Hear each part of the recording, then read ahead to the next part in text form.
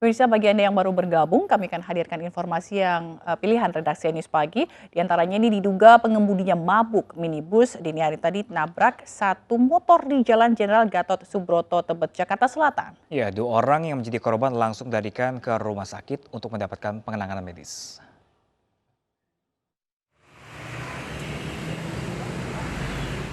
Sebuah minibus ringsek usai menabrak satu motor di Jalan Jenderal Gatot Subroto, Tebet, Jakarta Selatan.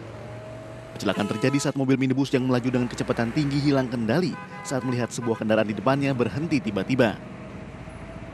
Pengemudi yang hilang konsentrasi usai mengkonsumsi minuman beralkohol langsung banting setir dan menghantam satu motor. Akibat peristiwa ini, dua orang korban luka langsung dilarikan ke rumah sakit. Rem mendadak dia, rem mendadak lagi ini juga. Oh, terus dia menghindar malah nabrak motor sama itu. Nabrak motor sama jatuh ke trotoar. Satu doang. Hah? Satu doang. Korbannya gimana korban? Udah jawab. Ada berapa orang? Gak tahu mana berapa. Satu orang. Satu orang korban kan? Satu orang doang. Satu orang doang. Habis minum apa gimana? Bang, korban dua orang. Korban dua orang. Satu luka-luka satu. Minum apa gimana tadi Bang? Dikit sih. Peristiwa ini sempat membuat kemacetan panjang dari arah Kuningan menuju Pancoran, Jakarta Selatan. Kasus kecelakaan ini tengah ditangani Direktorat Lalu Lintas Polda Metro Jaya. Dari Jakarta, Sofyan Firdaus, iNews melaporkan. Bus Transjakarta mogok di tengah perlintasan kereta Jembatan Halimun Menteng, Jakarta Pusat. Ya, para penumpang pun panik dan turun berhamburan.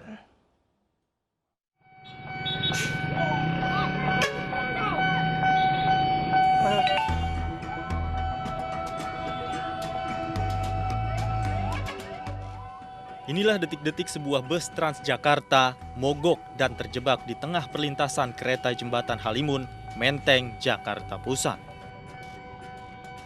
Di saat yang sama, palang pintu perlintasan sudah tertutup, pertanda sebuah KRL akan melintas. Akibatnya suasana menjadi tegang. Para penumpang panik dan berebut keluar turun dari bus untuk menyelamatkan diri. Beruntung, kereta komuter lain yang akan melintas bisa berhenti tepat waktu sehingga kecelakaan bisa terhindarkan. Sejumlah warga mencoba membantu mendorong bus keluar dari lintasan kereta. Dan tak berapa lama, mesin bus yang mogok akhirnya hidup kembali. Para penumpang kembali naik ke bus untuk melanjutkan perjalanan. Dari Jakarta, Tim Liputan iNews melaporkan. Sementara itu, pemirsa, sebuah minibus terjun ke parit di desa Senodaris, Labuhan Batu, Sumatera Utara. Akibatnya 4 orang tewas dan 1 lainnya kritis.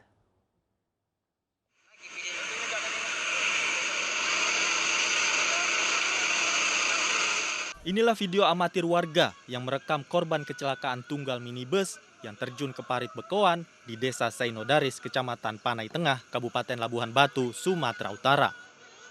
Minibus yang mengangkut satu keluarga ini terjun ke parit dan menyebabkan 2 orang serta 2 orang dewasa meninggal dunia. Rombongan keluarga ini berangkat dari Sei Berombang usai mengikuti pesta keluarga sebelum akhirnya kecelakaan terjadi saat mereka hendak pulang menuju ke Bagan Batu. Sementara itu, Polres Labuhan Batu mengkonfirmasi 3 orang meninggal di tempat dan 1 orang lagi meninggal di puskesmas. Kita duga out of control, ya, laka tunggal. Dan pada kecelakaan tersebut yang mengakibatkan 4 orang di dalam satu unit mobil jenis Avanza meninggal dunia di TKP, ya. 3 meninggal dunia di TKP, 1 meninggal di rumah sakit dalam keadaan kritis. Hingga kini polisi masih menyelidiki penyebab pasti kecelakaan tersebut. Dari Labuhan Batu, Sumatera Utara, Ikang Amanda, iNews melaporkan.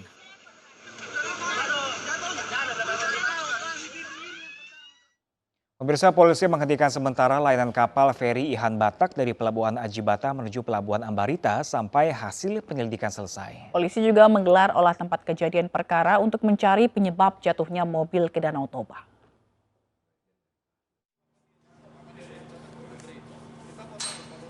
Aparat Polres Samosir bersama Ditpol Airut Polda Sumatera Utara menggelar olah TKP di atas kapal feri Ihan Batak. 7 awak kapal diminta keterangannya oleh polisi terkait terjunnya satu mobil dari kapal Ihan Batak ke Danau Toba Senin lalu. Selain itu, sejumlah dokumen milik kapal disita sebagai barang bukti. Polres Samosir dibantu oleh penyidik Ditpol Airut Polda Sumut nanti akan melakukan pemeriksaan lanjutan dan kemudian kita koordinasi dengan saksi ahli, kemudian kita akan melihat apakah pelaksanaan sudah sesuai dengan SOP. Demikian. Dengan manifestnya sendiri Pak bagaimana Pak? Ya benar, jadi dari manifest tadi sudah saya tanyakan langsung bahwa manifest baik itu untuk orang, kemudian kendaraan, itu harus sesuai dengan kapasitas KMP Ihan Batak. Untuk sementara, petugas menghentikan operasional kapal Ihan Batak. Kapal feri ini melayani penyeberangan dari Pelabuhan Aji Batak, Kabupaten Simalungun, menuju Pelabuhan Ambarita, Kabupaten Samosir, Sumatera Utara. Dari Samosir, Sumatera Utara, Junjungan Marapaung, iNews melaporkan. Satu rumah di Badung, Bali hancur akibat ledakan tabung gas 12 kg. Ya, akibatnya satu orang warga negara Prancis mengalami luka bakar serius dan harus dirawat di rumah sakit.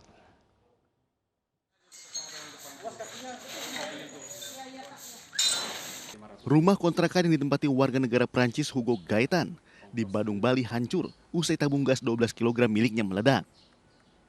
Bagian atap rumah, jendela serta dapur hancur. Bahkan tembok bagian belakang rumah juga roboh.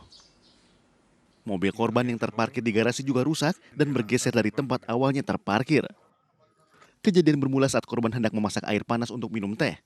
Kemudian secara tiba-tiba api menyambar dan terjadi ledakan. Diduga karena adanya kebocoran dari tabung gas 12 kg. Akibat ledakan ini, korban mengalami luka bakar serius dan dirawat di RSUP Sanglah, Denpasar. Sementara istri korban mengalami luka ringan. Yang paling parah itu suaminya yang ke bawah nyalain kompor itu. Sementara istrinya lagi tidur, kaget itu tembok yang di sebelah dia tidur itu jebol runtuh ke rumah sebelah. Nah suaminya sendiri itu semua kulitnya terbakar, mengelupas. Rambut terbakar, sini juga terbakar, jadi kayak keriting kriwil-kriwil gitu. Tidak hanya rumah korban, ledakan juga berdampak pada rumah tetangga korban yang rusak akibat tertimpa reruntuhan bangunan. Polisi telah memasang garis polisi di tempat kejadian perkara dan akan menyelidiki penyebab tabung gas yang bocor. Dari Badung, Bali, Bagus Alit, iNews melaporkan. Sementara itu, pemirsa, Menteri Kesehatan Budi Gunadi Sadikin mencanangkan vaksinasi bagi penyandang disabilitas, baik disabilitas fisik maupun mental. Dan vaksinasi untuk penyandang disabilitas akan serentak dimulai hari ini, 2 Juni 2021. Vaksinasi untuk penyandang disabilitas akan serentak dimulai pada Rabu 2 Juni 2021.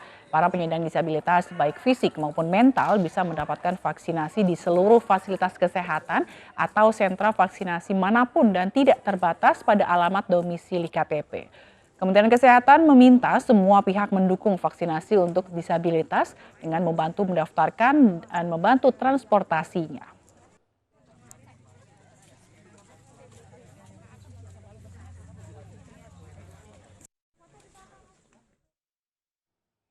...24 warga Bambu Apus, Jakarta Timur yang terkonfirmasi positif COVID-19 dari klaster keluarga dibawa ke Wisma Atlet. Ya, sementara itu Posko Kampung Tangguh Jaya, Kecamatan Tambora menggelar swab antigen dari rumah ke rumah untuk mengantisipasi penyebaran COVID-19 klaster keluarga.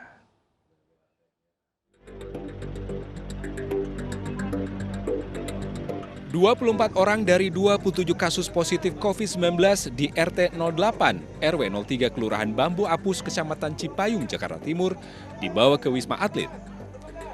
Mereka dibawa setelah terkonfirmasi positif COVID-19 dari klaster keluarga. Mereka yang dibawa merupakan satu keluarga besar yang terdiri dari 5 kepala keluarga.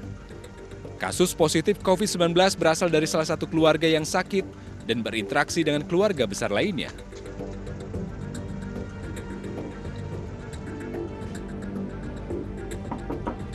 Sementara itu, untuk antisipasi COVID-19 klaster keluarga, Posko Kampung Tangguh Kecamatan Tambora menggelar swab antigen door-to-door bagi warga sekitar Tambora, Jakarta.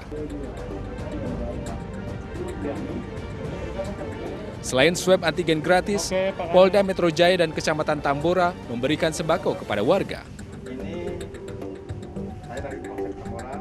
Kegiatan swab door-to-door ini digelar sejak masa larangan mudik Lebaran berakhir 2 pekan yang lalu. Dari Jakarta, tim iNews melaporkan. Kabupaten Madiun mencatat kasus tertinggi COVID-19 di Provinsi Jawa Timur. Kasus tersebut diungkap dari hasil tracing dan testing yang dilakukan petugas.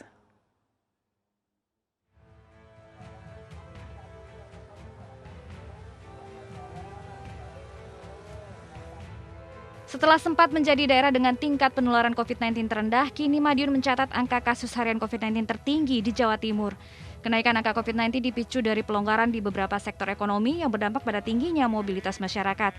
Gencarnya testing dan tracing Satgas Kabupaten Madiun menambah lonjakan kenaikan angka COVID-19.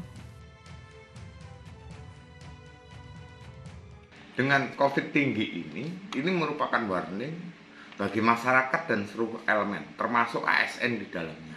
Bagaimana pengendalian di lingkungannya masing-masing ini dijalankan, dimaksimalkan. Bukti tinggi ini menjadi bukti bahwa COVID ini belum selesai. Makanya ketika mobilitas itu ada peningkatan, maksimalkan prokesnya. Hingga akhir Mei, warga terkonfirmasi positif mencapai 3.640 dan 224 diantaranya meninggal dunia. Saat ini 155 pasien positif COVID-19 dirawat di beberapa rumah sakit yaitu Dolopo, Karuban, Joglodungus, dan Rumah Sakit Sudono Madiun. Dari Madiun, Jawa Timur, Arif Wahyudi, iNews melaporkan.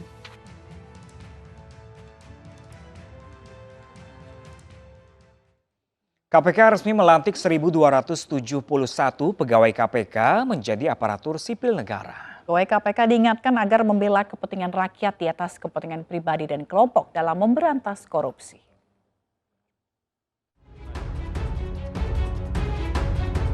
Ketua Komisi Pemberantasan Korupsi, Firly Bahuri melantik 1.271 pegawai KPK menjadi ASN Selasa 1 Juni 2021.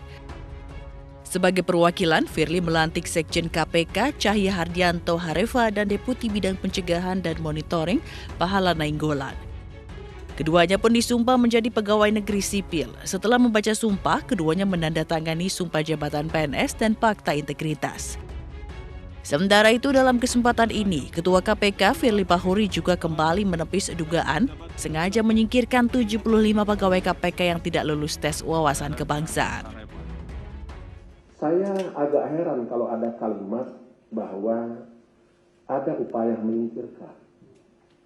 Saya ingin katakan, tidak ada upaya untuk menyingkirkan siapapun. Kenapa saya pastikan itu? Karena tes yang dilakukan wawasan kebangsaan diikuti oleh 1.351 pegawai. Dengan ukuran yang sama, instrumen yang sama, alat ukurnya sama, waktu mengerjakan sama, pertanyaannya sama, modulnya sama. Hasilnya memenuhi syarat 1.271. Yang tidak memenuhi syarat 75. Kalau boleh saya katakan, semua dilakukan sesuai dengan kriteria, sesuai dengan syarat, sesuai dengan mekanisme, dan sesuai prosedur. Hasil akhir memang ada yang tidak memenuhi syarat dan ada yang memenuhi syarat. Pelantikan yang digelar di Aula Gedung Juang KPK berdasar keputusan Presiden Republik Indonesia nomor 87/PPA tahun 2021 tentang pengangkatan dalam jabatan pimpinan tinggi media di lingkungan KPK.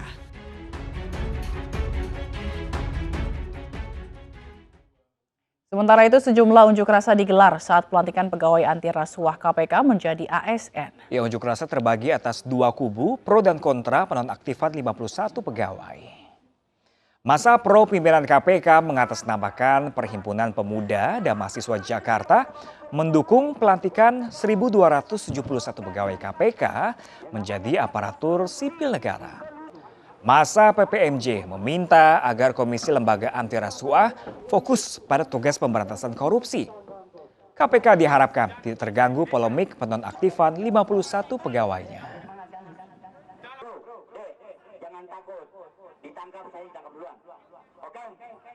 Iya, segera menyelesaikan persoalan yang ada di internal. Semoga desa tak kerja. Pemirsa, tetap jaga protokol kesehatan dengan selalu menerapkan 5M, memakai masker, menjaga jarak, mencuci tangan, menjauhi kerumunan, dan membatasi diri untuk berpergian. Dan saya Fazila Keronisa. Dan saya Pram Senjaya, pemirsa undur diri. Terima kasih atas kebersamaan Anda. Selamat pagi dan sampai jumpa.